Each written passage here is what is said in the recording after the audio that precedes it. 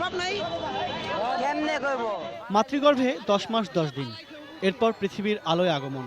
জন্মের পর মায়ের মমতায় বেড়ে ওঠার কথা ছিল একদিন বয়সী এই নবজাতকের, কিন্তু মা কিশোরী বয়সেই গর্ভধারণ করেছেন, যদিও বিয়ে হয়নি তার। আর এই পরিণতির জন্য দায়ী তার বোনের স্বামী। কুমিল্লায় বোনের বাড়ি বেড়াতে যাওয়ার পর ভগ্নিপতি তাকে জোরপূর্বক ধর্ষণ করত। এর ফলেই তার গর্ভে আসে এই সন্তান। আর সন্তান জন্মের পরপরই লজ্জা ও ভয়ে সন্তানকে ফেলে দেন নিচে। সোমবার রাজধানীর বেইলি রোডে এমন ঘটনার পর বেঁচে যায় শিশুটি। স্থানীয় জনগণ ও পুলিশ শিশুকে উদ্ধারের পর হাসপাতালে ভর্তি করে। বর্তমানে হাসপাতালের ইন্টেনসিভ কেয়ার ইউনিটে চিকিৎসা চলছে তার। কেমন আছে শিশুটি? তার যেহেতু পায়ে ফ্র্যাকচার আছে, আমরা অর্থোপেডিক সার্জারি কনসালটেশন নিয়েছি এবং সেভাবে তার চিকিৎসা চলছে। তার আরও কিছু প্যারামিটার যেগুলো আছে সেগুলো আমরা সব দিক দিয়ে চেষ্টা করছি, চিকিৎসা দিচ্ছি। এখনও বেডির অবস্থা বিপদমুক্ত না, বিধায় আমরা এখানে রেখে তার চিকিৎসা চলছে। শারীরিক অবস্থা কাটিয়ে শিশুটি কি দ্রুত সুস্থ হয়ে উঠবে?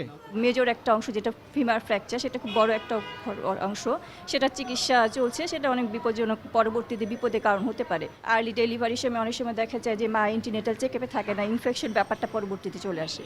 সেই ইনফেকশনের চিকিৎসা আমরা সেটা দেখছি। নিষ্ঠুরভাবে এই শিশুকে কেন ছুঁড়ে ফেললো তার মা?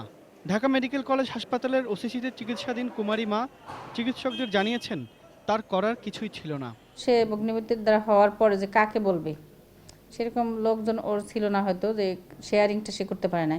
শেয়ারিং করতে পারলে তো এই পর্যন্ত আসতো না। বাচ্চা হয়ে একটা বাচ্চা হওয়ার পরে সে ভাবছে বাচ্চাটার কী করবে, তাই ফেলতে গেছে, যে এটা আমি নিজেই বাঁচি না, আমার বাচ্চা দিয়ে করবো, সেই জন্য কিন্তু ফেলতে গেছে। ও হত্যা হবে, মারা যাবে না, কে পাবে না, কোথায় যাবে ওইটাও ও বুঝি নাই।